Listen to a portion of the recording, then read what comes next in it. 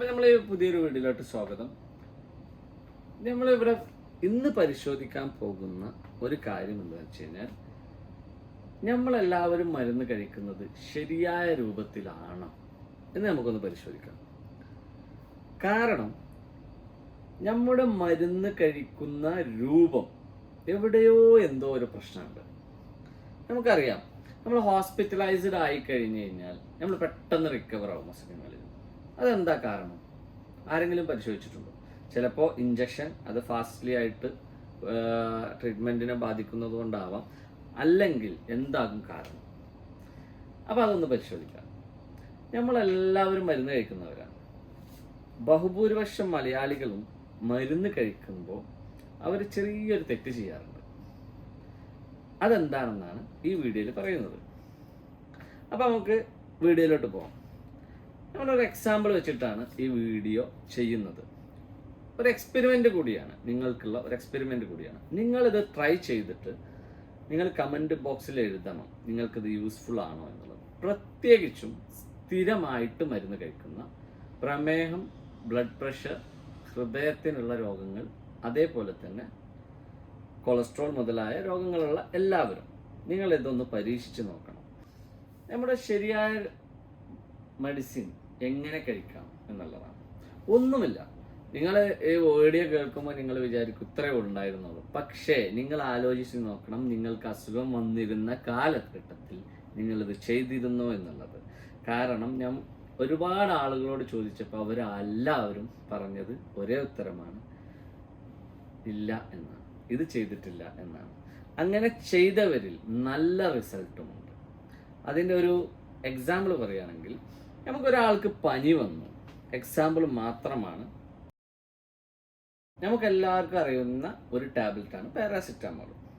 അപ്പം നമ്മുടെ നാട്ടിൽ കോമൺ ആയിട്ട് എഴുതാറ് ഒരുവിധം 3 നേരം എന്നാണ്. ചില മെഡിസിൻസ് ഒക്കെ അങ്ങനെ തന്നെയാണ് എഴുതി തരാറ്, ഒരുവിധം 3 നേരം ഭക്ഷണത്തിന് ശേഷം എന്നാണ് പാരാസിറ്റമോളിനെ കുറിച്ച് നിങ്ങൾക്ക് ഫാർമസിസ്റ്റോ അല്ലെങ്കിൽ ഡോക്ടർ പ്രിസ്ക്രൈബ് ചെയ്യുമ്പോഴേ എഴുതാറ്. നിങ്ങൾ എങ്ങനെയാണ് ഈ ഒരുവിധം 3 നേരം കഴിച്ചിരുന്നത്, അല്ലെങ്കിൽ എങ്ങനെയാണ് കഴിക്കേണ്ടത് എന്നതാണ് ഈ വീഡിയോയിൽ പറയുന്നത്.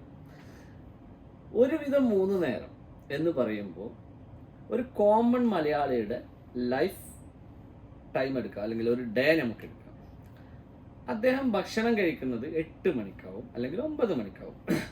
9 മണിക്ക് ഭക്ഷണം കഴിച്ച ഒരാൾ, അദ്ദേഹം ഭക്ഷണത്തിന് ശേഷം മരുന്ന് കഴിച്ചു, അദ്ദേഹം പനിക്കുള്ള പാരാസിറ്റമോൾ കഴിച്ചെന്ന് വെക്കുക. ഈ കഴിച്ച ആൾ പിന്നീട് ഉച്ചയ്ക്കാണ്, അല്ലെങ്കിൽ 2 മണി അല്ലെങ്കിൽ 1 മണിക്കാണ് നമുക്ക് അടുത്ത പാരാസിറ്റമോൾ ടാബ്ലറ്റ് കഴിക്കുക. അതായത് അദ്ദേഹത്തിൻ്റെ ഭക്ഷണം കഴിഞ്ഞ് വീണ്ടും ഉച്ചയ്ക്ക് കഴിച്ചു. പിന്നെ അദ്ദേഹം ഈവനിങ്ങിൽ, നൈറ്റ് ടൈമിൽ 8 മണി 9 മണിക്ക് വീണ്ടും ഭക്ഷണം കഴിച്ചിട്ട് ഒരു പാരാസിറ്റമോൾ കൂടി കഴിക്കും. ഇപ്പം നിങ്ങൾക്ക് എന്തെങ്കിലും സ്ട്രൈക്ക് ചെയ്തോന്നറിയില്ല. കാരണം അദ്ദേഹം കാരണം രാവിലെ 9 മണിക്ക് ഒരാൾ ഭക്ഷണം കഴിച്ചു മെഡിസിൻ കഴിക്കുന്നു, വീണ്ടും അദ്ദേഹം ഒരു 1-2 മണിക്ക് വീണ്ടും കഴിക്കുന്നു, പിന്നെ രാത്രി കഴിക്കുന്നു. നിങ്ങൾ ചിന്തിച്ച് നോക്കേണ്ട ഒരു കാര്യം എന്താ വെച്ച് കഴിഞ്ഞാൽ, ഈ മരുന്ന് കഴിച്ചത് ശരിയാണോ എന്നാണ്. അത് തെറ്റാണ്. അത് പാരാസിറ്റമോളിൻ്റെ കാര്യമാണെങ്കിൽ ചിലപ്പോൾ അത്ര വലിയ പ്രശ്നം ഉണ്ടാവില്ല, അക്യൂട്ട് കണ്ടീഷൻ. പക്ഷേ നിങ്ങൾ ക്രോണിക് കണ്ടീഷനിൽ ഒരു മെഡിസിൻ കഴിക്കുകയാണെങ്കിൽ, അല്ലെങ്കിൽ സ്ഥിരമായിട്ട് കഴിക്കുന്ന ഒരു മെഡിസിൻ ആണെങ്കിൽ, നിങ്ങൾ ചെയ്യേണ്ടത് എന്താണ് എന്നതാണ് നമ്മൾ പറയാൻ പോകുന്നത്. നമ്മൾ കഴിക്കുന്ന രീതി ഒന്ന് മാറ്റി പിടിച്ചാൽ മതി, ചെറിയ മാറ്റം.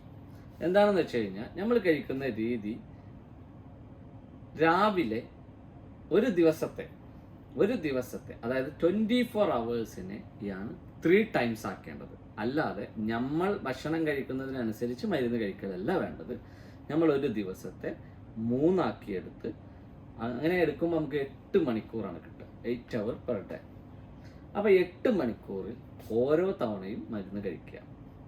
അതേപോലെ തന്നെ 2 times a day ആണെങ്കിൽ, അല്ലെ 2 വീതം, ഒരുവിധം 2 നേരമാണെങ്കിൽ നിങ്ങൾ കഴിക്കേണ്ടത് രാവിലെ ഒന്ന് കഴിച്ചാൽ 12 hours കഴിഞ്ഞിട്ടാണ് നെക്സ്റ്റ് കഴിക്കേണ്ടത്.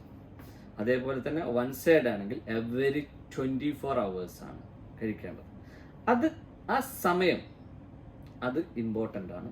നമ്മൾ മെഡിസിൻ കഴിക്കുമ്പോൾ അത് കൃത്യനിഷ്ഠമായി കഴിച്ചു കഴിഞ്ഞാൽ നിങ്ങൾ ക്രോണിക് കണ്ടീഷൻസ് ഞാൻ പറഞ്ഞ ഈ സ്ഥിരമായി മരുന്ന് കഴിക്കുന്ന ഒരാളാണെങ്കിൽ നിങ്ങൾക്കത് ട്രൈ ചെയ്താൽ മനസ്സിലാകും.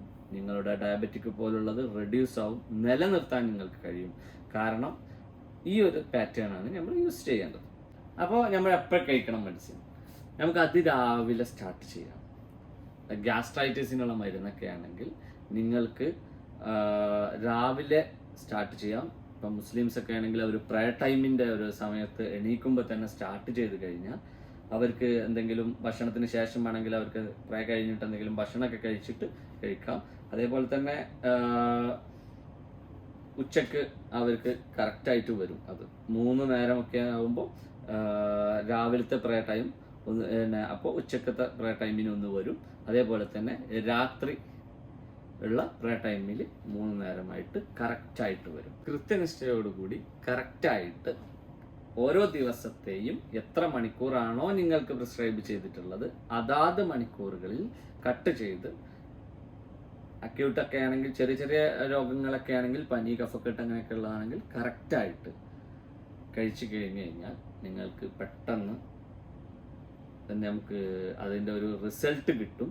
ക്രോണിക് ആണെങ്കിലും ഞങ്ങൾ 1-2 പേഷ്യൻ്റിൽ നിന്ന് ഉള്ള റിസൾട്ട് പ്രകാരം നല്ല റിസൾട്ടാണെന്നാണ് പറഞ്ഞത്. ഡയബറ്റിക് ഒക്കെ കുറയുന്നതായിട്ട് കണ്ടു. അപ്പോൾ എല്ലാവരും ഇത് ഫോളോ അപ്പ് ചെയ്യുക. നിങ്ങളുടെ ഡയറ്റിങ് കീപ്പ് ചെയ്യുക. സ്ഥിരം നിത്യരോഗികളായിട്ടുള്ള ആളുകൾ നിങ്ങളുടെ ഡയറ്റിങ്, ഫുഡ് കൺട്രോളിങ്ങും അതോടൊപ്പം ഏതാത് രോഗത്തിന് അനുസരിച്ചിട്ടുള്ള ഫുഡ് കൺട്രോളിങ്ങും കീപ്പ് ചെയ്യുക.